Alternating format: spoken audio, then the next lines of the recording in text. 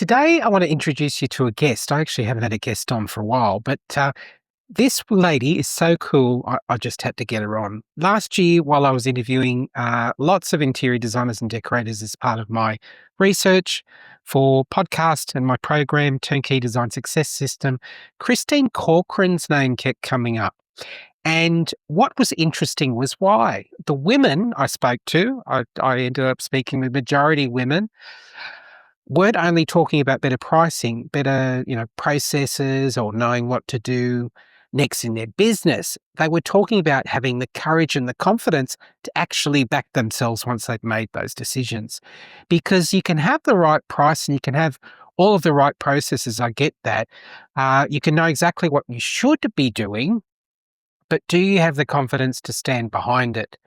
So through all of those conversations, I realized how many designers still question whether they're experienced enough, qualified enough, or even worthy enough to put themselves out there, charge properly, sell what they do, and represent their business with strength.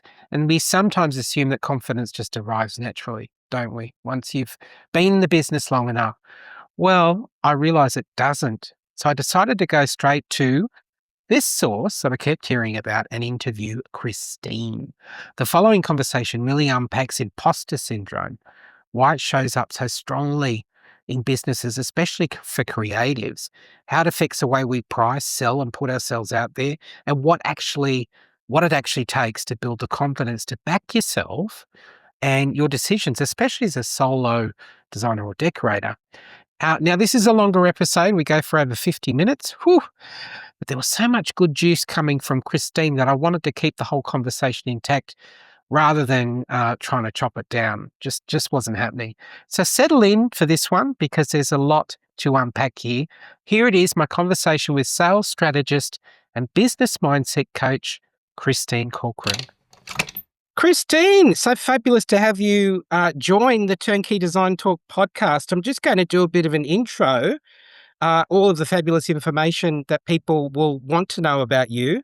Christine Corcoran is the high-ticket sales strategist and business mindset master coach, #1 bestseller or best-selling author of Turn Imposter Syndrome into Your Superpower, which I recommend. I bought the book. You know that, Christine. I love it. International speaker, podcast host, and visionary behind the Next Level Mastermind and host of the annual Unstoppable Women event, which is happening next month, and we'll talk about that.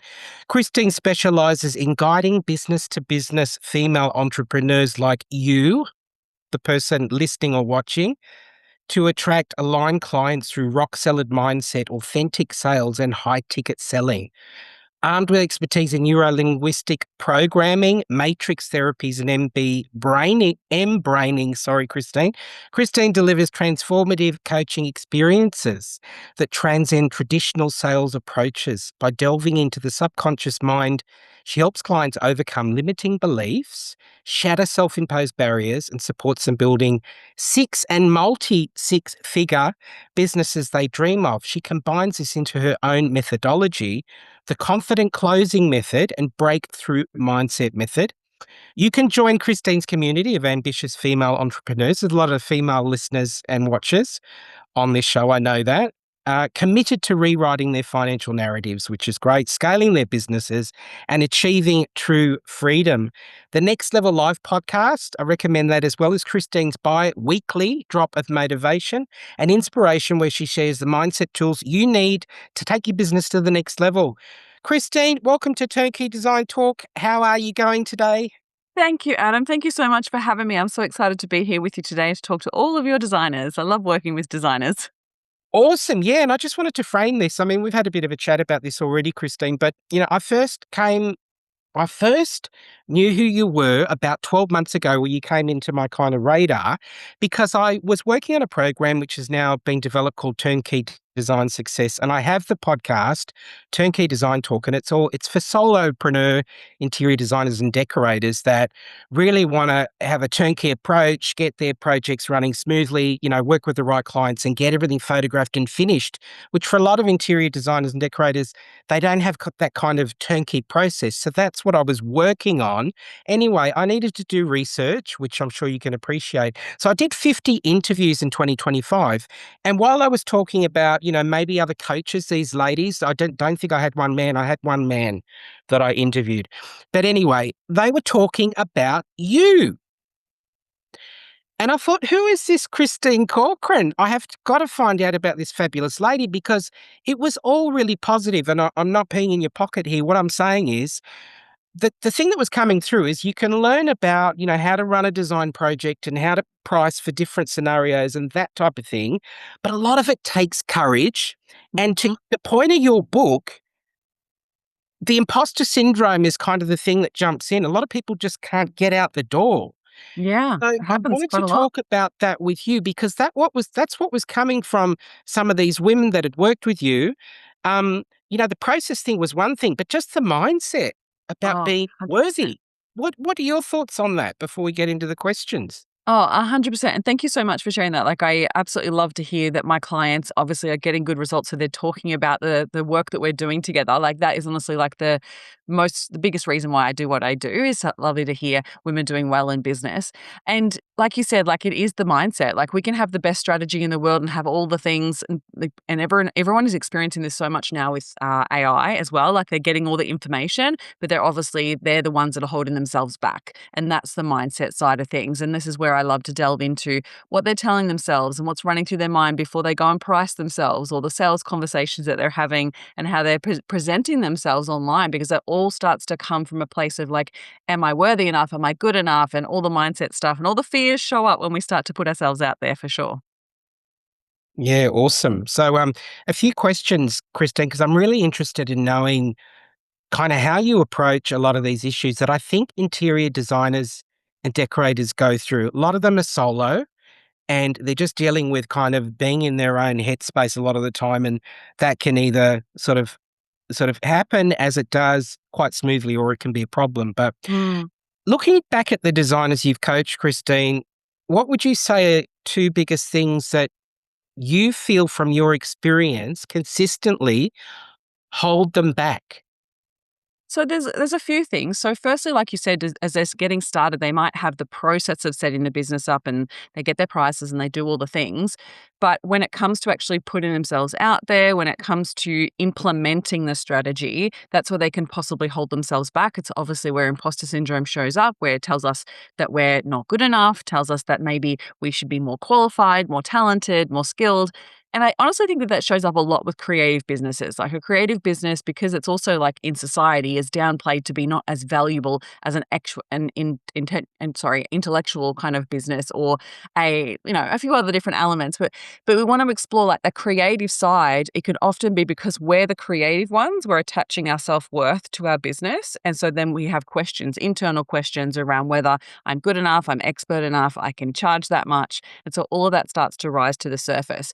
There is the other element of like running a business. So if they've never run a business before, then sometimes there can be elements of like not knowing what they should be spending their time on, where they should be spending their time, and what strategy they should be putting in place. So there's sometimes the running of the business, but it's also understanding the sales element. Like, the sales element piece is so huge when it comes to selling themselves as well as selling their service. Okay. So as a designer, yes, sometimes you're actually selling yourself. And so you have to put yourself into your content, or yourself into the sales process. And that's where some of those imposter syndrome beliefs can show up. And secondly, it's actually understanding the sales process and understanding what they're actually selling, right? Where their value lies and how they communicate that value, because that can be a real trip up, right? So I see a lot of designers, the designers that I've worked with in the past, they either get brought into the process with maybe the architect or the builder, and then they're like kind of just going with what they say, right? They're just going along with the process of like, whatever you want me to do, I'll do, and sort of just really downplaying their own value, their own talents.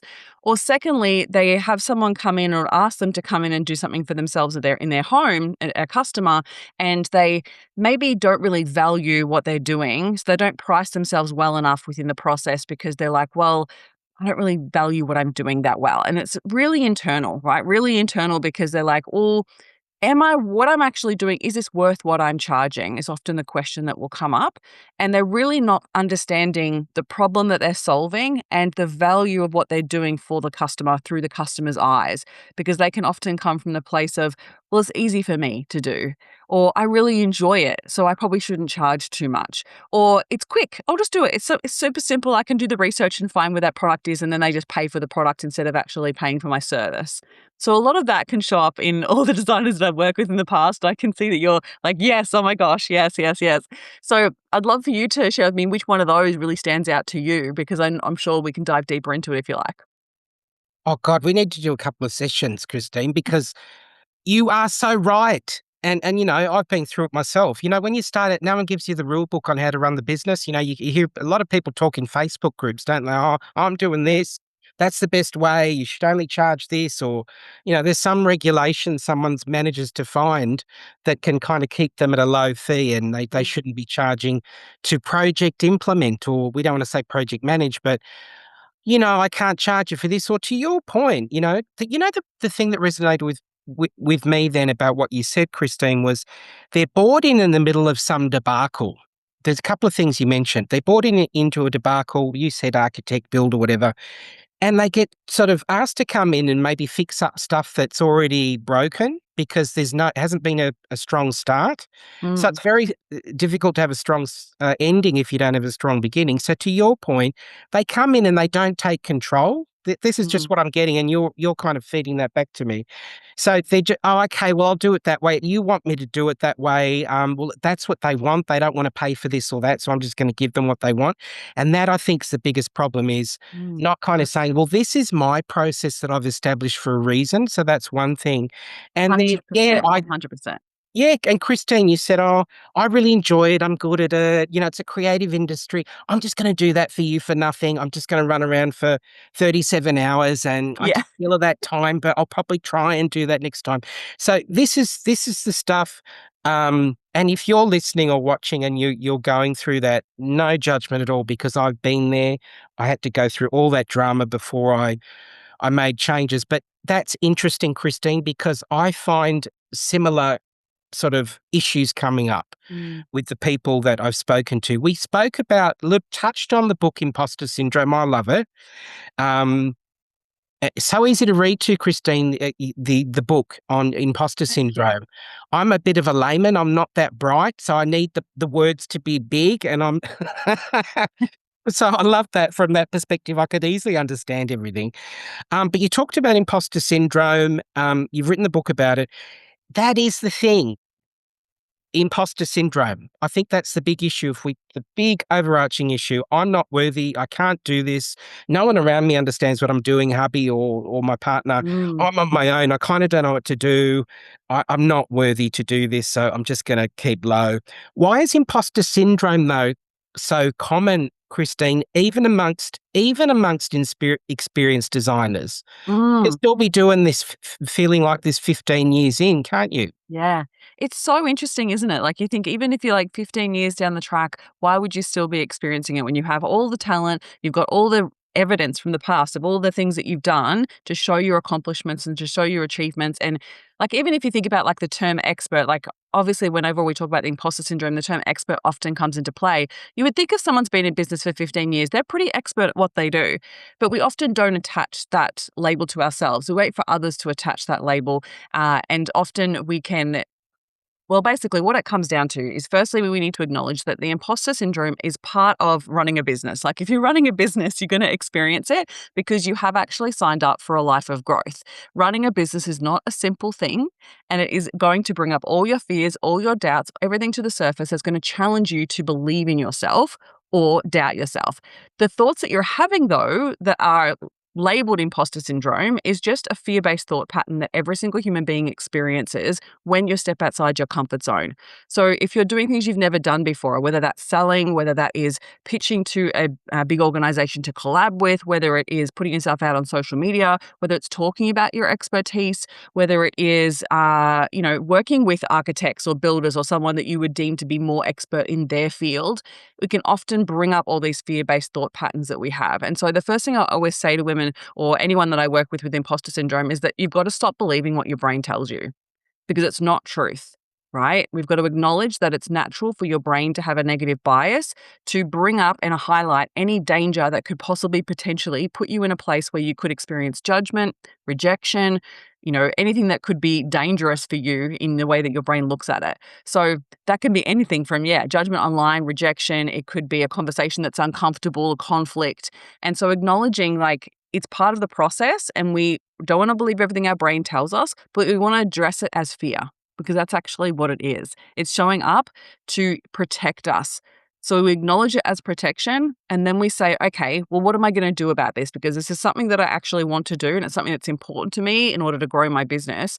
So what can I change the thought patterns about what's happening for me right now to change the action that I'm going to follow through with, right? Because if you're having thoughts around well, I'm not good enough, I'm not an expert here, I could never charge that, that's a disempowering thought and makes you feel terrible. Makes you feel so terrible. And of course, it's not going to be followed with confident action. So if you want to be confidently putting yourself out there, confidently selling, we've got to first rewire those belief patterns and what you're telling yourself and the thoughts that are running through your mind. So we address them. We know that it's going to show up, especially when you're stepping outside your comfort zone. So you want to look at where your current comfort zone is.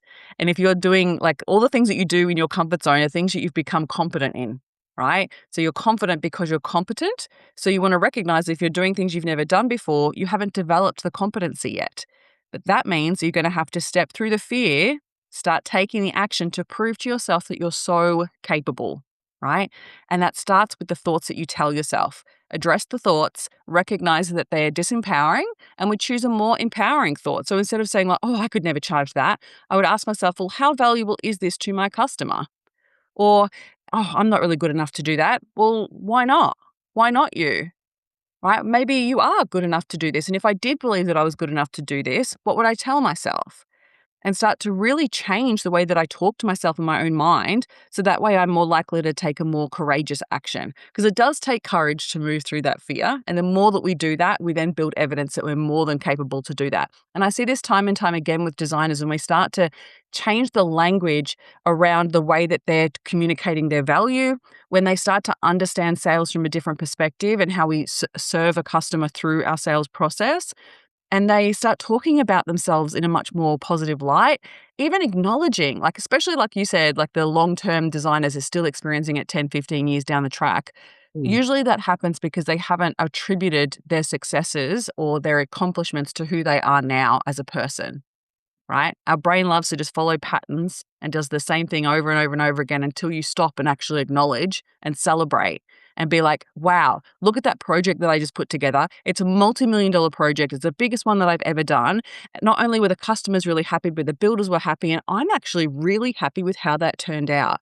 The reason why that turned out so well is because I had perseverance, I had attention to detail, I had such a creative flair that allowed me to really find those really pockets of color that made things pop, right? If you take the time to actually acknowledge yourself like that, your brain will update, your identity will update, and then you'll start to be able to talk to yourself in a much more positive light. So just stop believing what your brain is telling you and start rewiring it to actually talk you into doing the things that you want to do. Yeah, I love it. Yeah. I think one of the things you said, it might have been the book or on the podcast, Christine, is just with imposter syndrome, just expect it. Mm-hmm. Expect it. It's never you don't get to a point where you sort of break through that wall and it kind of you're on easy street, and any of the new stuff you have to learn or develop as you progress, to your point, is It's it's never always just something going to go new. Yeah, away. Just expect it, just exactly. expect those feelings. But what I love about, a group environment, a supportive group environment, I know that you offer, um, you know, different support, in different ways that's to do with group support.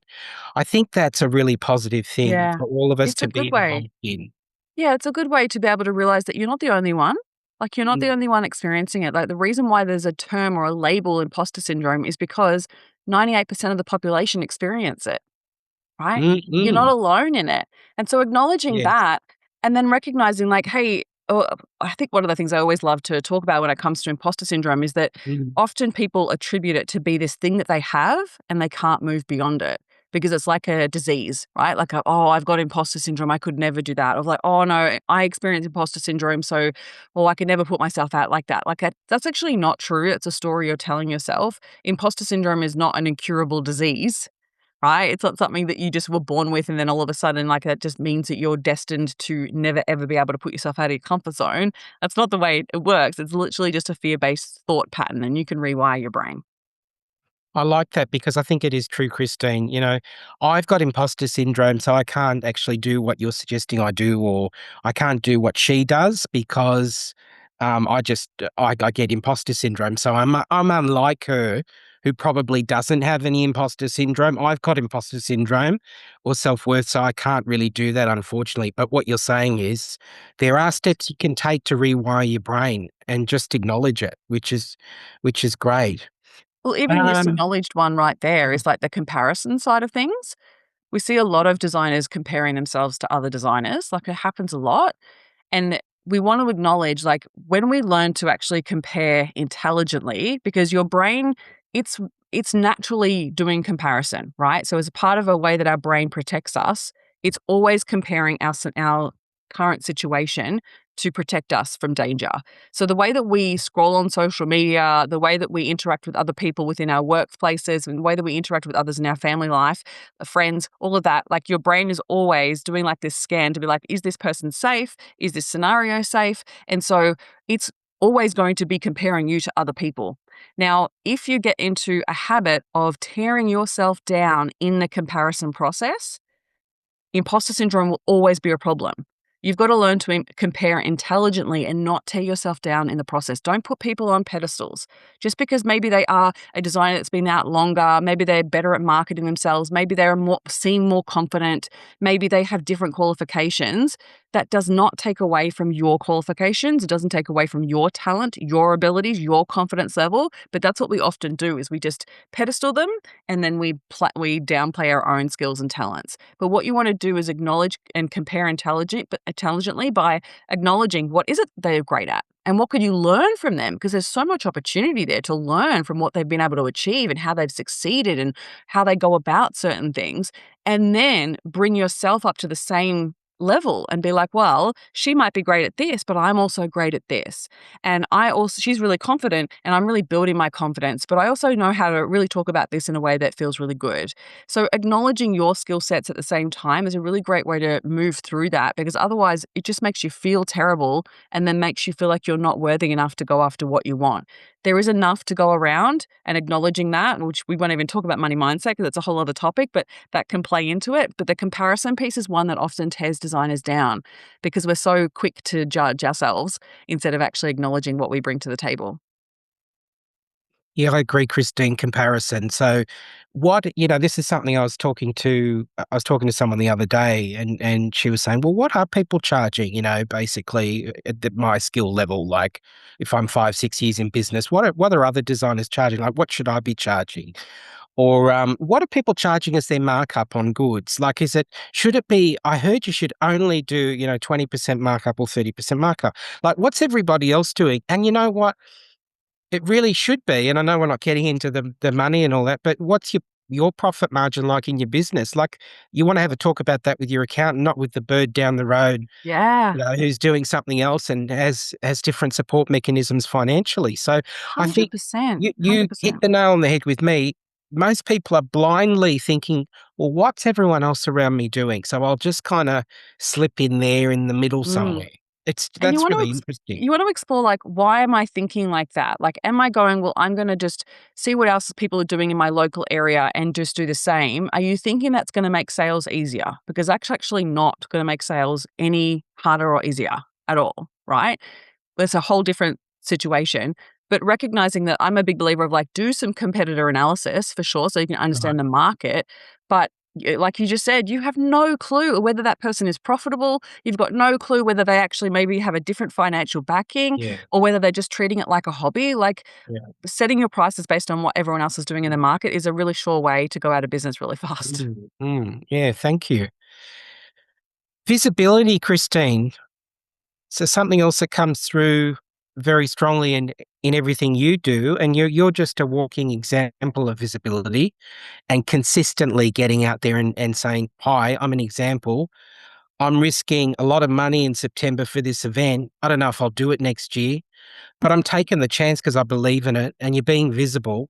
We're talking about unstoppable women. Mhm. But look, let's talk about how important is that? Can we just talk on visibility a bit in building a successful business? Oh, 1,000%. It is so incredibly important. And yet it's one of the things that often trips us up, right? Because we are putting ourselves out there. It's going to bring up all your fears, all your doubts, all your insecurities. But building a business based on referrals is going to keep you stuck in a trap of inconsistent income and something that's completely out of your control. So I'm such a big believer of acknowledging that if you're not visible, like if you are someone that just works as a solo designer and the way that you get clients is through referrals or relationships, like yes, that's a one good income stream, but you want to acknowledge like I have so much opportunity here on social media, like that's for free. Why not create a space where you are visible and that's your open door, right? So if you might have a website, but how are you driving traffic to your website? Like if you don't have a physical shop for people to see that you're open, how do they even know that you're available to work with? So I look at things like social media as your door to the visibility door to actually say, hey, the shop's open. You can come and spend money here. So if you're not actively visible, then you're not actually being in people's faces in order for them to choose you. If you're not an option, how are people going to invest in you? And so I think visibility is so incredibly important, yet I also understand the hesitation to put themselves out there. And I think you've got to decide like how long do you want to be in business, because we are in the attention sphere when it comes to business. And if you're not online, then you want to start thinking about how you can actively be online to increase your visibility, because with more visibility, there's more leads and that solves so many problems. I'm going off the topic a bit. Well, it's still about visibility, Yeah, not all off good. topic. One of your students, do I call them students? I'm not going to mention a name, although she said yes, I can mention her on the episode that'll be out after Yeah. this, or the episode is coming out next week. One of your students, I had a call with her, and she said, "I'm doing this, this, this, this, and this," and I thought, oh, well, I've gone to a kitchen company, and I don't like designing kitchens. I don't like designing kitchens either, Christine. But she said, I can do this, the finishes and the colors, and do a color consult. So I've gone to this, and I'm sure this is what she's working on or has worked on with you. She's gone to a kitchen company and she said, how about I do the finishes for you? And I thought, what a great idea, because kitchen companies, and I won't get into all the weeds, but they're good at doing kitchens. They mightn't be the best at color and considering the rest of the home. Mm, But she's saying to them, how can I fill a gap in your process? Can I work with you on a complimentary service where I'll do your finishes? Kitchen companies need the finishes. They a lot of the time will have a very strict way that they do things. Anyway, to cut to the chase, she's built up a relationship with just one of the people she reached out to. She said she's got like five color consultations in 4 weeks or 6 weeks. And I thought, oh my God. So she does the color consultation, which isn't a bad fee. Then they've got the trust with her. She's working with the kitchen company. They're the experts on that. That's not her zone of genius. When they want the rest of the house done, decorated or whatever, and she wants to do that, who the heck are they going to ring to do the decorating? They're going to ring her. exactly. And then she said, and the other thing I'm doing, I'm going on radio. And I thought, oh my God, she's going on radio. The next thing she's going to do, she's going to a tile shop. She's doing an event coming up. And I thought, look at all these sort of layers of visibility. And it Mm. takes courage. I've made that suggestion in the past to other people. How about you go and do finishes for a kitchen company? Oh, no, I don't think they want to talk to me. They probably got their in-house. No, Yeah. I Well, if you guess I don't know messaged for a someone fact. on Instagram and asked if I could send an email and hope they see this DM.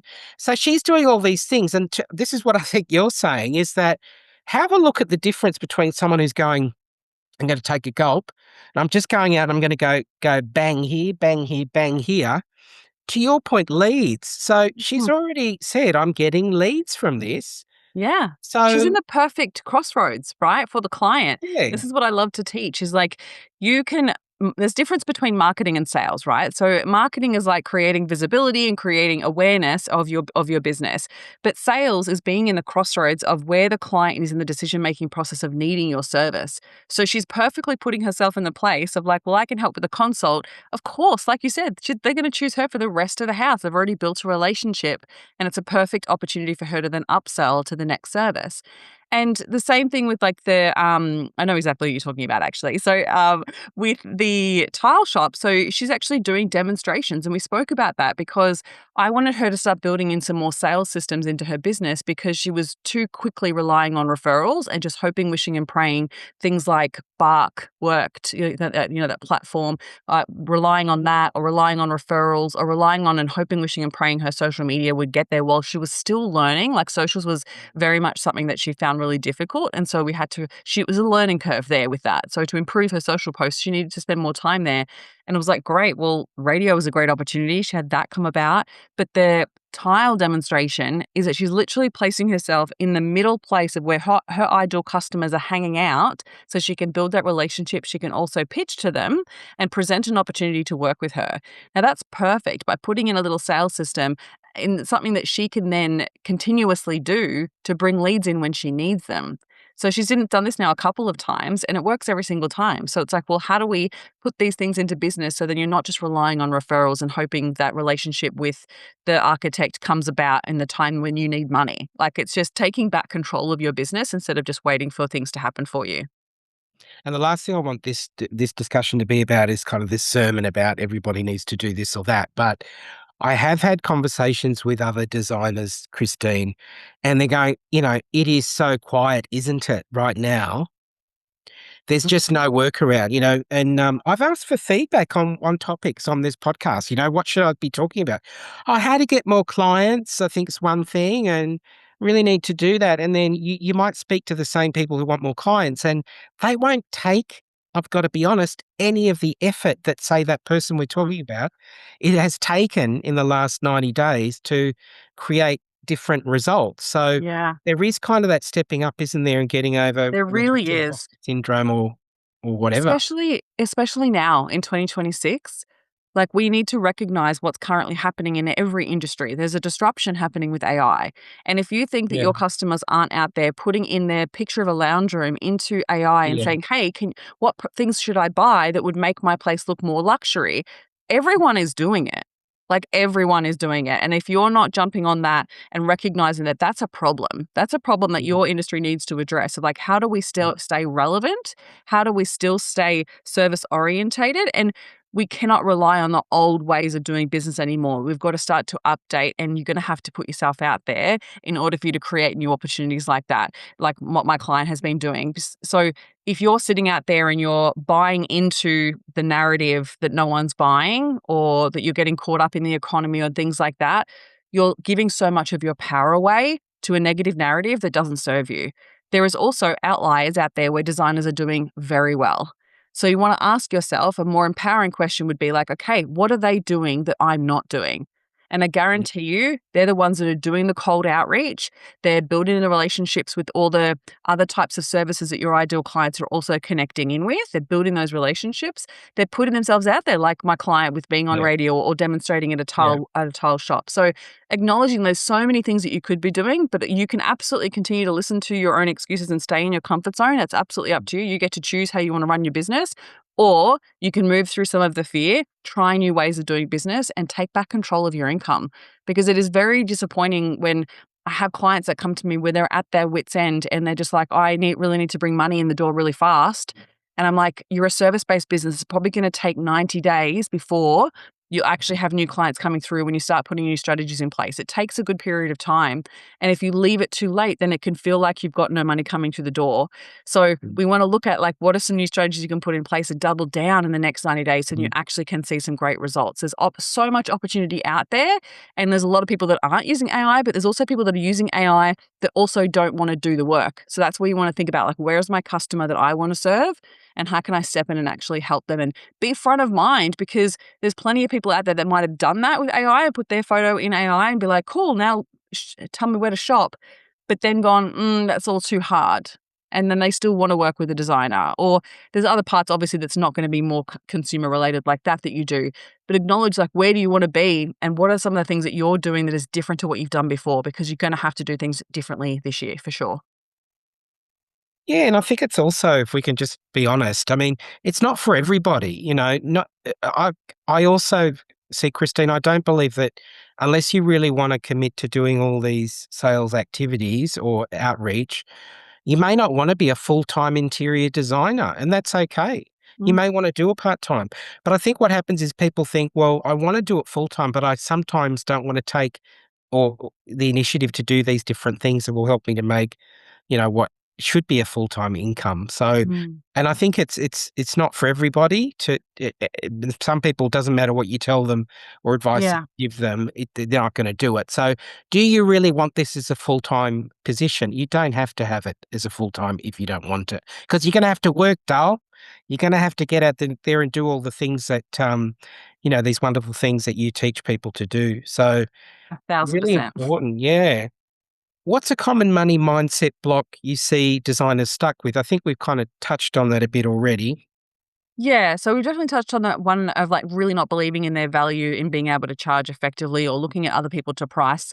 But it could also be things like I have to work hard to earn money, so they like burn themselves out and try to over deliver. Sometimes it could be not valuing their service enough, so they undercharge and discount. They're usually very individual belief systems that could be showing up for them there. So it could be things like money is not, it's not nice for us to ask for money. Sometimes it's even being uncomfortable in the conversation around money. Like, that's a really common one I see with designers of like, they actually don't even want to talk about the money. So they put it in a proposal and they email it and they just hope, wish, and pray the client comes back. Right. And that's leaving a lot of your sales objections to be tried to be handled by the customer, which is never going to happen. We've got to be so comfortable with understanding what your value is, being comfortable and confident in what you charge, and owning that. Like, the more that you own that and not discount yourself, not try to over deliver to try to prove your worth, and or just accept anything that comes your way. I also see that with designers as well. They just keep accepting whatever just comes their way, even though it's not really the right fit for them type of client, or maybe there's a red flag and with the client conversation they've had, and they're like, oh, it's all I've got coming in, so I better just take it, and then they regret it. Right? They get stuck in the design work, and then before they know it, they've over delivered, spent so much time doing this for not very much money, and then they get frustrated with the customer or they get resentful towards the customer. That's honestly coming back to your belief in your own value and what you believe you're worthy of charging. And we've got to acknowledge that and start to work through that, because your worth has got nothing to do with your pricing. So we want to separate that out. And then it also acknowledge, like, you deserve to be paid well for what you do. Right? If you don't believe in that, then it's going to be very hard for you to have those money conversations. So if you have belief systems from childhood that maybe your mum and dad had conflict around money, or maybe money wasn't really talked about in the household when you were growing up, or maybe money was, those old sayings, you have to work hard to earn money, money doesn't grow on trees, money's Mm. dirty, rich people are evil, like all of those types of belief systems percolate in the back of our mind, and they impact the way that we feel about money and the associations we have with money, which then impact our conversations about money. So I want you to imagine, like, putting yourself in your customer's shoes. If you are creating a proposal and you're putting a price on it and you're so fearful that they're going to say no to that price, the energy that you're sending that proposal in will usually be desperation or unworthiness, right? So, or inadequacy. So you're sending that out and like hoping, wishing, and praying in that desperate energy. And the same thing with sales conversations. This is what I love working with women on, is because when you start to understand the sales process, you can have those conversations around money and not make it mean anything bad about what you're charging, and own it. So then it creates so much certainty in your customer's eyes that they're like, this is the person that I want to work with because she has such conviction in what she's charging, right? We want to hear that as customers. We want to know that what you're doing, the value that you actually see your own service is so high that we want to work with you, right? Whatever your price point. So acknowledging, like, where is some of the money mindset stuff tripping you up? And then other parts could be the sales element, which we could speak about, because like the sales element is usually what also is, if they've never learned sales, they can often be uncomfortable at those conversations. Yeah, God, so much to unpack here. Couple of things you just mentioned, Christine. Discounting, Hmm. and then, not feeling confident about the fee, because if I can just give my 2 cents worth, like I was Mm. speaking to someone as well recently and they said, oh, well, I've done a consultation, but of course, if they go ahead, I'm just going to remove the cost of the consultation off the final bill, Yeah, I've seen that because before. that's what you should do. Like, as if I was Says going to who? agree. Says who? Like, why would you do that? You've just spent 3 hours or 2 hours with them. But I'm going to take that off. And then I have to give, 50% of my discount on the product because, they actually don't have a lot of money, this couple. I'm trying to do them a good service. And then you know what happens? I know you know all this, Christine. You're not Makes yet. me cringe. Yeah. Then guess what? The scope just keeps increasing. All this money. They've suddenly got all this money in the drawer out the back that they said they didn't have. So they've always had the money. Yep. But what we've done, we've started to take off the consultation. We're giving half of our money away in the discounts. And then to your point, like about not being confident about the fee, so you just flick the proposal out and you run away and they may not get back to you. They're trying to figure it out themselves, couple to couple, hubby and wife or whoever they are, and they're not going to you need to be able to explain the cost. The one Exactly. thing that I say is important is do a task by task rundown of exactly what you're charging for when you're doing a design fee. Like, I'm going to spend 10 hours putting all this information into my program. That's admin. It needs to happen. And that includes, whatever the cost of goods are. And then I'm going to have to go around to fabric shops. I'm going to have to come back. I'm going to have to measure. A lot of people don't go into that task by task kind of review, which creates a design fee. Now, if you've got all that sort of even written down on a notepad, you can go, well, this is the reason this was $13,400. It's not because I just plucked it out of where, and it's kind of what I Exactly. charged last time for someone similar. That I think is when we lose confidence, is when there's no robust, even having awareness over Mm. where those dollars actually come from. Yeah. And You know people what are I mean? usually so scared of what people are going to ask then. So they often send the proposal. And even if it has that detail, they're so fearful of like, oh, but what if they ask a question about this? Or what if they want this taken off? The questions are good. I always just say to my clients, the questions are good. That means that they're invested in the investment and they want to know more information. They want clarity and they also want certainty. So if we recognize that, okay, questions are a good thing, it does not mean they're rejecting you. It does not mean that they're undervaluing you.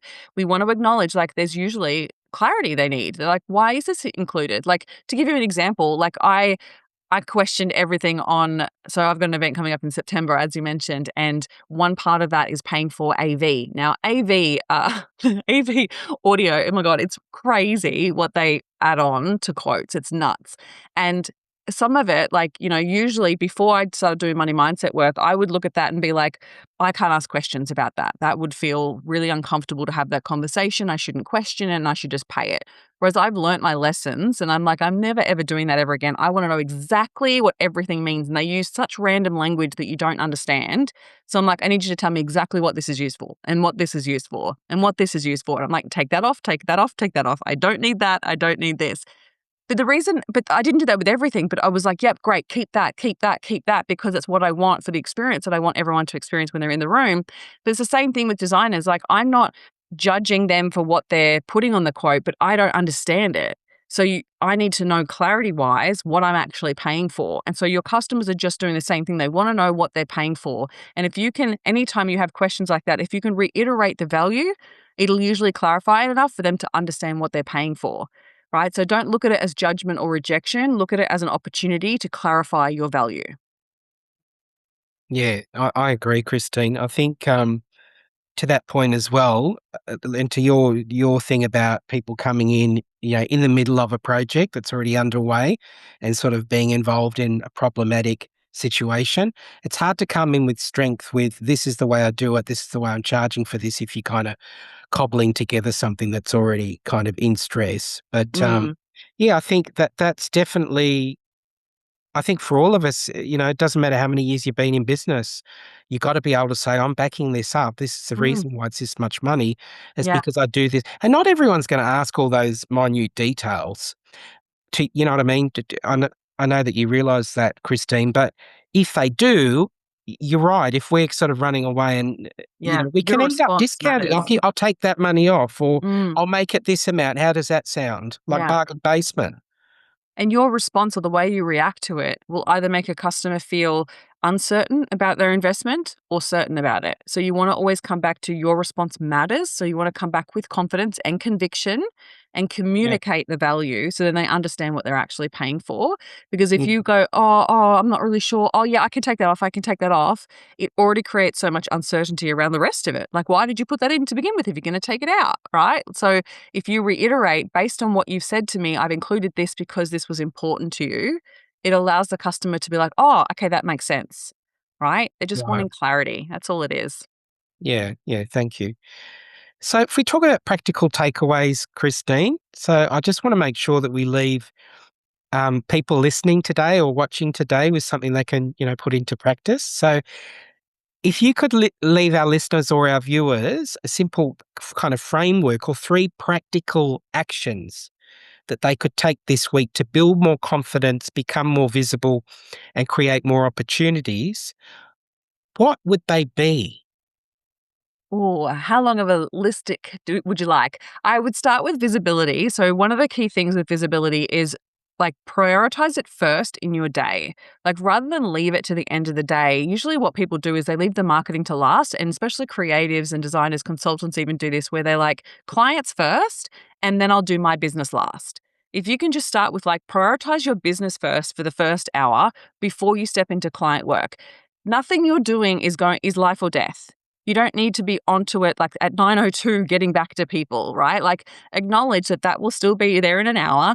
Prioritize your visibility and your marketing first. Show the world that you're open for business. Start there. I would also suggest learning to show more of your process and even speaking to camera so we can get to know you. If you're directly selling to consumers, as in like the, mum and dad that are redoing their house or husband and wife that just got married or redecorating their house, if you're selling directly to them, they want to feel connected to you and they want to choose you based on your expertise. And so that means we need to see you. We need to see your face. We need to hear you talking. We need to see how you think about things. So what I love to see from designers are simple little things like show me why you chose that piece of furniture. Show me why you chose that color scheme. And that makes me like so excited for what you're able to create with someone who doesn't have that type of creative bone. It's going to make me choose you. So people will choose people they like and are connected with over someone they've never met before. So acknowledge and your social media can do that, can create really great connection. So think about it from that perspective. Visibility first, make sure that you prioritize it at the beginning of your business. Sorry, beginning of your day. Um, Acknowledge as well, like mainly visibility. When it comes to sales or building more confidence, is acknowledging the work that you have done in the past. So if you experience a lot of imposter syndrome, it can feel uncomfortable to put yourself out there, but you want to actually build a bank of evidence of what you've been able to achieve. So go back and look at past customer testimonials. Get the feedback from your customers. A lot of people don't do that. They don't go back and ask again, like, what impact has our work had on your life? How has it impacted your everyday experience of your house? How do you now feel when you have company over?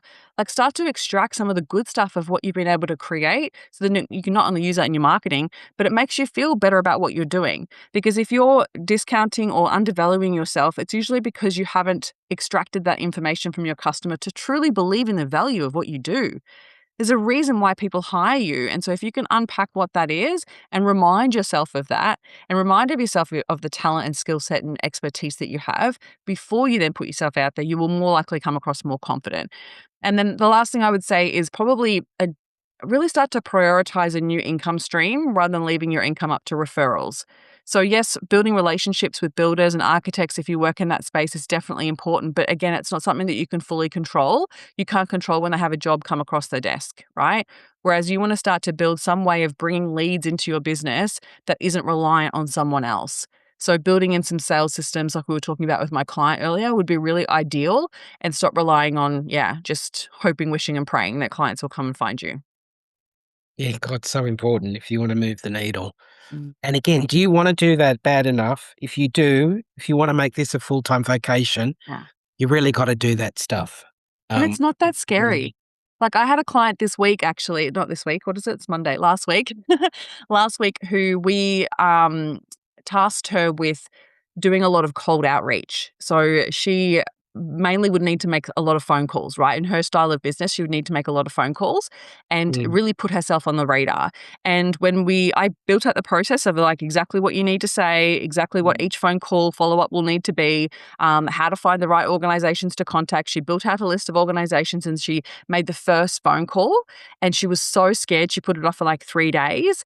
And then she finally made the phone call and she said it was so enjoyable. I had this lady on the phone that helped me. She passed me on to the right person. I then had the phone call with that person who was so grateful that I'd contacted them that she's now set up with a national brand that has like 40 different locations in the country. And she's like, I just don't even know if I can handle this amount of business. And that's off one phone call. Now, that's not always going to happen. You're not always going to have that such a great result off one phone call. But reason why I'm saying this is because she was telling herself all the worst case scenarios before she got on the phone call, instead of actually saying, imagine if this person that I get on the phone with is exactly who I need to talk to. And imagine if they're like, oh my God, I need you. So glad you contacted us. And that's exactly what happened. So it seems scary, but then you take the action, you build the evidence that you're so capable of doing hard things. And then before you do it again and again. And then it's something that is natural for you and it's actually easy. So everything is hard to begin with. Like, just take the action and prove to yourself that you're capable. Yeah, I want to pop that part of that back into one of your three. I think we could slip it into just your confidence and looking back on what you've done and validation. We think that when we're going to get on the phone, they don't want to speak to us, Yeah. that we are a nuisance. Why would we think that they would want to have a 5-minute conversation? But to your point, what about when they do and they go, thank you for calling? And we put ourselves into a position where we automatically think everybody does not want to know about us. And I just loved you saying that because, I have to get past that all the time every day now. So I think I think a lot of people will be resonating with this. We're going to wind up, but not before we've spoken about your event in September. I admire you so much, Christine Corcoran, because this amazing event, Unstoppable Women, I've seen all the videos. It's run, I think it's the second year. Mm-hmm. So I want to talk about something you've created. It brings a lot together today about what we've discussed. And I just love the fact that I think it's a very unique thing that you're bringing to the table here in Australia. I think it's in the QT Hotel, is it in the Gold Gold Coast? Coast. Yeah. Can we just talk about this Unstoppable Women conference? I mean, I wish I could slip in the back as a man, but but I'm not. I mean, I haven't, it's not like no men are allowed to come. It's just focused, obviously, on women. Yeah. I'm You saying can that in put a wig jest. on and sit in the back. Sit in the back. Yeah, I'll have to find out if I can. But tell us about it. What inspired you in creating and hosting this amazing event that you're putting together? Is it second year? Yeah, it is the second year. Yeah, so excited for the second year. It's been a absolute like force for good in every way, shape, or form that I always hoped it to be. It came about because I spent a lot of time in America attending other entrepreneurial events and recognized that I really hadn't built my network here in Australia the way that I thought I had until I started to actually network in America and realized that we're networking so badly here. We're not doing it very well. And also, the tall poppy syndrome really kicks our ass here. Like, it's something that tears us down, keeps us playing small, and talks us out of actually sharing our greatness. And I just recognize the difference between Americans and Aussies and even New Zealanders. There's this thing where Americans are so forthcoming in sharing about what they've achieved and what they've been able to do and the success they've created, which is so helpful when you're wanting to interact with someone and find out how they could further serve you as well, that it allowed me to be like, ask better questions, to, pick their brain. And it was so helpful. And I'm like, no Aussie at any event would walk in and do that. Like, and I'm not saying they're doing it boastful. Like, they're not being over the top boastful the way that we often judge Americans to be. They were just helpful. They're like, hey, this is who I am. This is what I do. This is who I help. And this is the results that I've been able to achieve. How can I help you? Like, every single American was like, what do you need? And I was like, oh my gosh, like, I don't think I've ever walked into an event in Australia and had someone say, how can I help you in your business? Like, it just blew my mind that it was such a contrast to what we're experiencing here. And I honestly bring it down to the tall poppy syndrome. So I decided that I wanted to create an event where we could give more women more stages and be able to create a space where we could come together, learn to network more effectively. So there's a whole hour of networking and masterminding in the afternoon. And I'm going to teach everyone how to do it more effectively and start to just eradicate some of that tall poppy syndrome mindset, because it really does plague us in the back of our minds and causes us to either downplay our successes, downplay our achievements, but also to not lift each other up. And as much as like women supporting women is like a thing, Mm. practically, I don't think it's really being done well. So I've pulled together an incredible group of speakers, high caliber speakers that are going to give you the best of their best. And they are coming from everywhere, from Sydney to Melbourne, or flying from New Zealand. And I curate such an incredible lineup that I guarantee you're going to get something from every single speaker. There's also a workbook, so it's very detailed. There's no like top overview where you don't really get much and then you walk away with a few notes with nothing implementable. Every single speaker is giving extra resources to ensure the implementation can happen in a higher speed and more effectiveness. And I just really love prioritizing also the networking so that everyone can really meet a lot more people, from building out your next collaboration, a next business partner, next business bestie. Like if you want to make friends, like this is going to be a great place to do that as well. So it's happening on the 10th of September on the Gold Coast at the QT, and it's going to be a full day of high caliber speakers and just an incredible opportunity to connect with other incredible women. Oh, how fantastic. And a community is so important Mm. to women. I mean, it's important to everybody, but it's Mm. important, is it? Community is Yeah. one of the big things. You know, we need to feel like we have a community of people that are going to support us. So I love it because you can turn up, you get the energy of the room, you hear from some amazing speakers. You got a workbook. I believe you give them a beautiful lunch this time, Yes. Yeah. and they can almost like I can imagine you'd be able to scratch out a plan for Mhm. yourself at this event. Haven't you got a VIP a second day? Yeah, so there's a second day that we added on this year, where it's a smaller group, but we are masterminding. So we're doing some more deep dives. So we've got still a couple of the speakers from day one will be attending day two, and they'll be diving into deeper of what they covered from day one. And then I'll be taking everyone through building out a deeper action plan for them to put into place for their business. We're doing some hot seats and lunches included as well. And there's also a workout with one of our beautiful speakers from day one. So it's a beautiful way. Yeah, if you want to take a couple of days out of your business and really like hone in on what your next level is going to be for your business, then definitely attend the 2 days. Otherwise, just full day one is going to be really epic. I Oh, think there's only, and I'm fantastic. saying that because there's only like 9 VIPs left. So I don't know whether Mm, they'll still okay. be there when the episode goes out. So Yeah, if it's on the yeah, website, they're available. If it's sold out, I'm sorry, but there will be definitely some yeah. general tickets available. So I'm going to put all the links there, Christine, about how people can sign up if they want to go to Unstoppable Women. I think it's an amazing event. They'll be in the show notes, or if you're watching on YouTube, you can see it there as well, all of the different links. But I just wanted to wrap up, Christine, and just thank you for joining me on Turnkey Design Talk and hearing all about your wonderful reflections on what you've learned about a lot of the conversations you've had with interior designers in Australia. And I think there's a lot of amazing stuff that you're taking back from your international travel, particularly the USA, and you're bringing here. And, so exciting. And I just think, well done to you for getting up and creating an event like this. I know it's not easy to do, but you know what? There's a lot of admiration for you there, honestly, Christine, about that. Thank you. So I wish you every success next month. I know it's going to be amazing. And guys, if you want to just go into the show notes, you can go and find out about Unstoppable Women.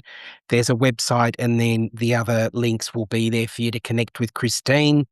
Listen to the podcast. It's a great listen every week. I do. But thank you very much, Christine. I've had a wonderful time talking to you. And Thank you. Thank thanks you. for It's been being such on a joy. Turnkey Design Talk. Thank you so much. My Ciao. pleasure. Thank you.